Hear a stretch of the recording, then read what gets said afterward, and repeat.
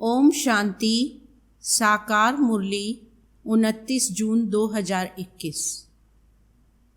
मीठे बच्चे, तुम हो रूहानी पंडे। तुम्हें गृहस्थ व्यवहार संभालते हुए कमल फूल समान बन याद की यात्रा करनी और करानी है। प्रश्न: बाप बच्चों का कौन सा श्रृंगार करते हैं? किस श्रृंगार के लिए मना करते हैं? उत्तर: बाबा कहते, मीठे बच्चे, मैं तुम्हारा रूहानी श्रृंगार करने आया हूँ। तुम कभी भी जिस्मानी श्रृंगार नहीं करना। तुम बैगर हो। तुम्हें फैशन का शौक नहीं होना चाहिए। दुनिया बहुत खराब है, इसलिए जरा भी शरीर का फैशन नहीं करो। गीत बजा है, आखिर वह दिन आया आज। ओम शांति। बेहद का बाप बैठ बेहद के बच्चों को समझाते हैं। बेहद माना कोई हद नहीं। कितने ढेर बच्चे हैं। इतने बेशुमार बच्चों का एक ही बाप है, जिसको रचयिता कहा जाता है। वह है हद के बाबाएं। यह है बेहद के रूहों का बाप। वह है हद के जिस्मानी बाप। यह है बेहद के रूहों का एक ही बाप, जिसको भक्ति मार्ग में सब रूहें याद करती हैं। तुम बच्चे जानते हो, भक्ति मार्ग भी है, साथ साथ रावण राज्य भी है। अब मनुष्य पुकारते हैं कि हमको रावण राज्य से राम राज्य में ले जाओ। बाप समझाते हैं, देखो, देवी देवता जो भारत के मालिक थे अब नहीं हैं। वह कौन थे, यह भी अब तुम जानते हो। हम ही सतयुगी सूर्यवंशी घराने के मालिक थे। राजा रानी तो होते हैं ना। तुम बच्चों को अब स्मृति आई है। बाबा आया हुआ है, हम बच्चों को राज्य भाग का वर्षा देने, विश्व का मालिक बनाने। बाप कहते हैं, अब सब भक्ति मार्ग में हैं। भक्ति मार्ग को ही रावण राज्य कहा जाता है। ज्ञान मार्ग सिर्फ एक बाप ही सिखाते हैं तुम बच्चों को। उस बेहद के बाप को भक्ति मार्ग में सब याद करते हैं।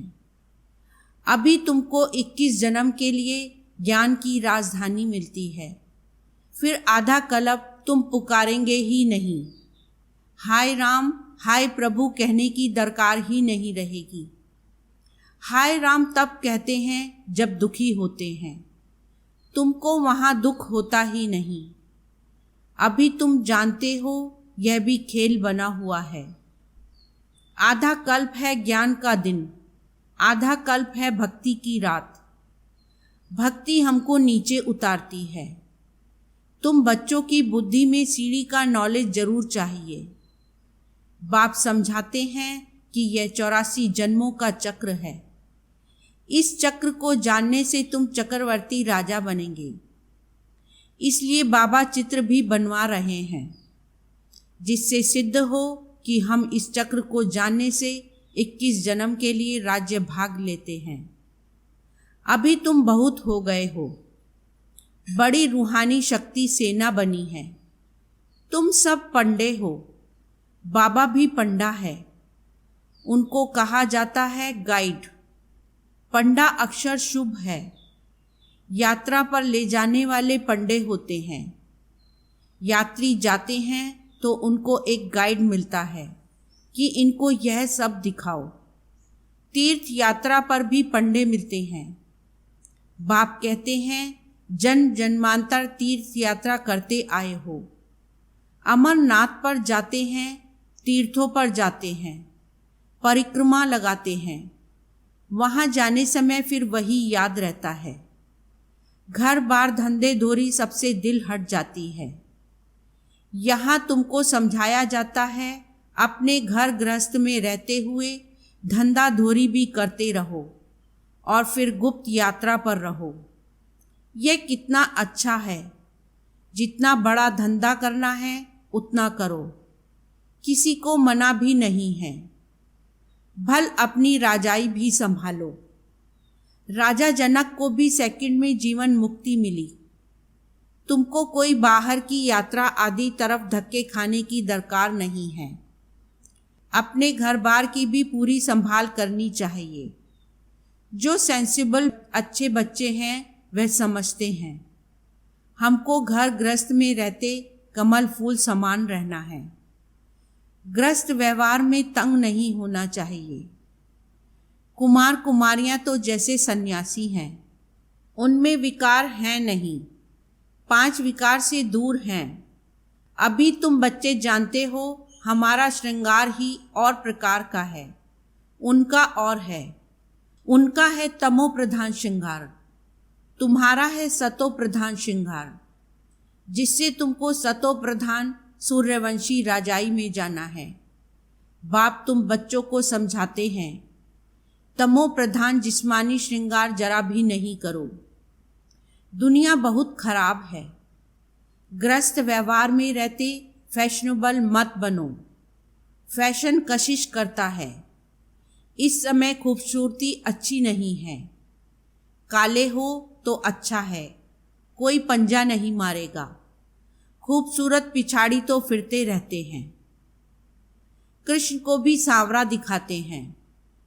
तुमको गोरा बनना है शिव बाबा से, वह गोरे बनते हैं पाउडर आदि से।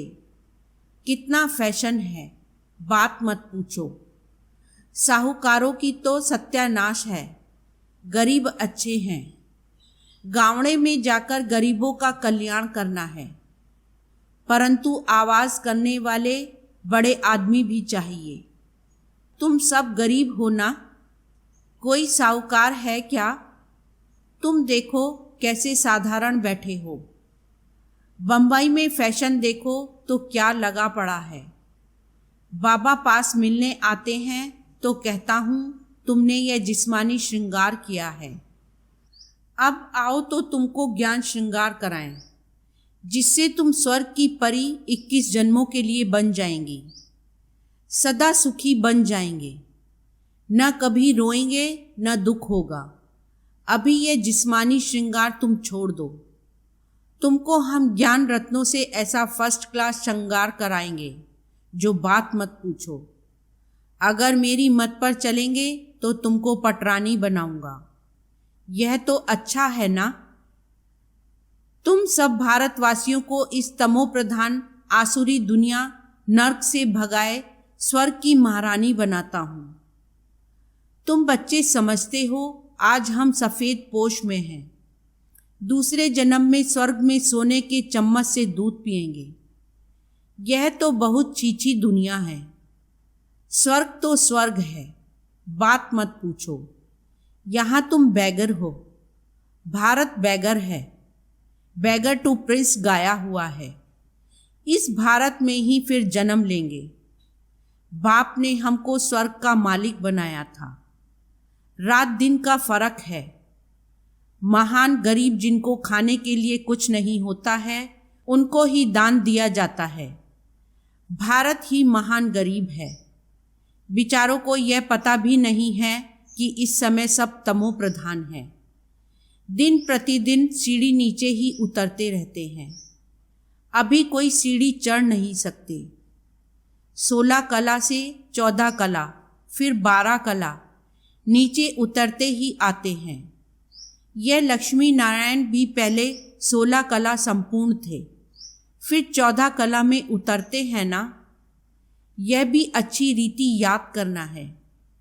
सीढ़ी उतरते उतरते बिल्कुल ही पतित बने हैं। फिर स्वर्ग के मालिक कौन बनाए?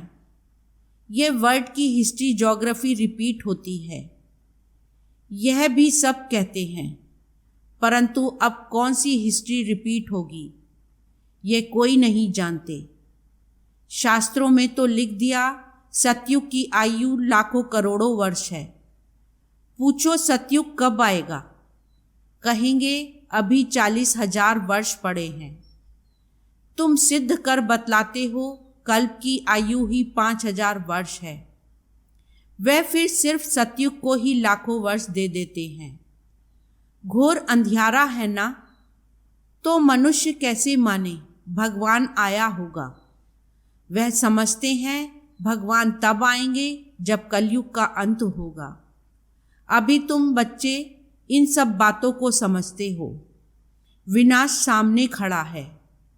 बच्चों को समझाया जाता है कि विनाश के पहले बाप से वर्षा ले लो, परंतु कुंभकर्ण की नींद में सोए पड़े हैं तो बेचारे हाय हाय कर मरेंगे। तुम्हारी जय जयकार हो जाएगी। विनाश में होती ही है हाय हाय। विपरीत बुद्धि हाय हाय ही करेंगे। अभी तुम हो सच्चे की औलाद सच्चे। नरक का विनाश होने बिगर स्वर्ग कैसे बनेगा? तुम कहेंगे यह तो महाभारत लड़ाई है, उनसे ही स्वर्ग के द्वार खुलने हैं। मनुष्य तो कुछ नहीं जानते हैं। तुम्हारी बुद्धि में है हमको अभी दैवी स्वराज्य का माखन मिलता है, वह आपस में लड़ते रहेंगे। है वह भी मनुष्य, तुम भी मनुष्य, परंतु वह है आसुरी संप्रदाय, तुम हो दैवी संप्रदाय। बाप बच्चों को सम्मुख समझाते हैं। तुम बच्चों के अंदर में खुशी रहती है। अनेक बार तुमने ऐसी राजधानी ली है जैसे अभी तुम ले रहे हो। वह आपस में दो बिल्ले लड़ते हैं, माखन तुमको मिलता है सारे विश्व की बादशाही का।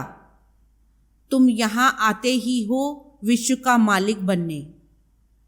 तुम जानते हो हम बाबा से योग लगाए कर्मातीत अवस्था को पाएंगे। वह आपस में लड़ेंगे, हम विश्व की बादशाही पा ही लेंगे। यह तो कॉमन बात है। वह बाहुबल वाले विश्व की बादशाही ले न सके। तुम योग बल से विश्व के मालिक बनते हो। तुम्हारा है ही अहिंसा परमो दैवी धर्म। दोनों हिंसाएं वहां होती नहीं। काम कटारी की हिंसा सबसे खराब है, जो तुमको आदि मध्य अंत दुख देती है। यह किसको पता नहीं रावण राज्य कब होता है। अभी पुकारते हैं आकर हमको पावन बनाओ, तो जरूर कभी पावन थे ना। भारतवासी बच्चे ही पुकारते हैं, दुख से लिबरेट करो, शांति धाम ले जाओ, दुख हर कर सुख दो। कृष्ण को हरि भी कहते हैं। बाबा हमको हरि के द्वार ले चलो। हरि का द्वार है कृष्णपुरी, यह है कंसपुरी। यह कंसपुरी हमको पसंद नहीं है। माया मच्छंदर का खेल दिखाते हैं। यह तो तुम जानते हो रावण का राज्य द्वापर से शुरू होता है। देवताएं जो पावन थे वह पतित होने शुरू होते हैं। इसकी भी निशानियां जगन्नाथपुरी में है। दुनिया में बड़ा गंध लगा हुआ है। अब हम तो उन सब बातों से निकल परिस्तान में जाते हैं। इसमें बड़ी हिम्मत महावीर पना चाहिए। बाबा का बनकर पतित थोड़े ही बनना है। वह समझते हैं स्त्री पुरुष इकट्ठे रहें और आग न लगे, यह हो नहीं सकता। इसलिए ही हंगामा करते हैं कि यहाँ स्त्री पुरुष को भाई बहन बनाया जाता है। ऐसा तो कहाँ लिखा हुआ नहीं है। पता नहीं यहाँ कौन सा जादू है। अरे तुम ब्रह्मा कुमारियों के पास जाएंगे और बस तुमको वहाँ बांध रखेंगी। ऐसे ऐसे वहाँ बहकाते रहते हैं। यह भी ड्रामा में नूंद है। जिनका पाठ होगा वह कैसे भी आ जाएंगे। इसमें डरने की बात ही नहीं। शिव बाबा तो ज्ञान का सागर, पतित पावन स्वर्ग का सद्गति दाता है। ब्रह्मा द्वारा पतित से पावन बनाते हैं। यह अक्षर ऐसे बड़े लिखे हो जो कोई भी आकर पढ़े। पवित्रता पर ही कितने विघन डालते हैं। बाबा कहते हैं बच्चे किसी भी देहधारी में मोह की रग नहीं चाहिए। अगर कहाँ मोह की रग होगी तो फंस पड़ेंगे। यहाँ तो अम्मा मरे तो भी हलवा खाना, बीबी मरे तो भी हलवा खाना। बाबा सामने बिठाकर पूछते हैं कल तुम्हारा कोई मर जाए तो रोएंगे तो नहीं? आंसू आया तो फेल हुए। एक शरीर छोड़ दूसरा लिया, इसमें रोने की बात क्या है। दूसरा कोई सुने तो कहे, मुख से अच्छा तो बोलो। अरे अच्छा ही बोलते हैं। सतयुग में रोना होता ही नहीं। यह जीवन तुम्हारा उनसे भी ऊंच है। तुम हो सबको रोने से बचाने वाले, फिर तुम कैसे रोएंगे।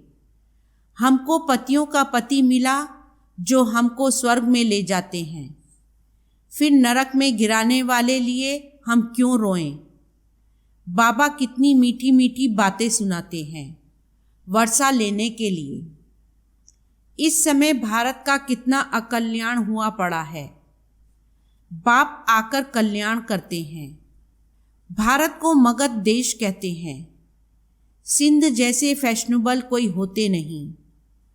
विलायत से फैशन सीख कर आते हैं। बाल बनाने पर आजकल लड़कियां कितना खर्चा करती हैं। उनको कहा जाता है नर्क की परियां। बाप तुमको स्वर्ग की परियां बनाते हैं। कहते हैं हमारे लिए तो यहाँ ही स्वर्ग है, यह सुख तो ले ले में। कल क्या होगा हम क्या जाने। ऐसे अनेक विचार वाले आते हैं। अच्छा, मीठे मीठे सिकी लदे बच्चों प्रति माता पिता बाप दादा का याद प्यार और गुड मॉर्निंग। रूहानी बाप की रूहानी बच्चों को नमस्ते। रूहानी बच्चों की रूहानी बाप को नमस्ते। धारणा के लिए मुख्य सार। फर्स्ट पॉइंट, सच्चा सच्चा रूहानी पंडा बन सबको घर का रास्ता बताना है। शरीर निर्वाह अर्थ धंधा करते याद की यात्रा में रहना है। कार्य व्यवहार में तंग नहीं होना है। सेकंड पॉइंट, ज्ञान श्रृंगार कर स्वयं को स्वर्ग की परी बनाना है। इस तमो प्रधान दुनिया में जिस्मानी श्रृंगार नहीं करना है। कलयुगी फैशन छोड़ देना है। वरदान, न्यारे और प्यारेपन की योग्यता द्वारा लगाव मुक्त बनने वाले सहज योगी भव। सार, सहज योगी जीवन का अनुभव करने के लिए ज्ञान सहित न्यारे बनो। सिर्फ बाहर से न्यारा नहीं बनना, लेकिन मन का लगाव ना हो। जितना जो न्यारा बनता उतना प्यारा अवश्य बन जाता है। न्यारी अवस्था प्यारी लगती है। जो बाहर के लगाव से न्यारे नहीं, वह प्यारे बनने के बजाय परेशान होते हैं। इसलिए सहज योगी अर्थात न्यारे और प्यारेपन की योग्यता वाले सर्व लगावों से मुक्त। स्लोगन, स्व पुरुषार्थ और सेवा के बैलेंस द्वारा बंधन संबंध में बदल जाएगा। ओम शांति।